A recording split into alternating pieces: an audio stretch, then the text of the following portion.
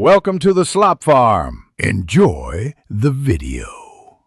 In this video, I will explain how to use the YouTube Data API v3.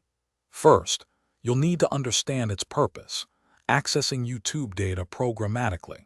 Then, head over to the Google Cloud Console to obtain your unique API key. This key acts as your project's identifier.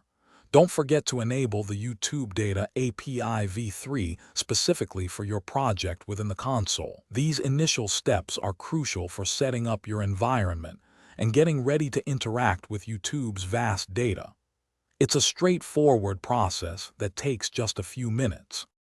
Once your API key is ready, it's time to make your first request. I recommend choosing a client library that matches your preferred programming language, like Python or JavaScript, as they simplify the process significantly. For instance, you can construct a simple request to fetch details about a specific YouTube channel. When the API responds, you'll receive data in a JSON format. Learning to parse this JSON and extract the information you need, such as subscriber counts or video titles, is your next key step. The YouTube Data API v3 offers a wide range of functionalities. You can search for videos, manage playlists, or retrieve detailed statistics for individual videos. It's important to be aware of the daily quota limits, which are typically 10,000 units per day for most projects. Each API call consumes a certain number of units.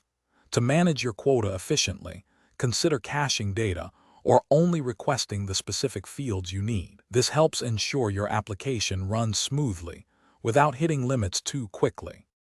To ensure your application is secure and reliable, always follow best practices.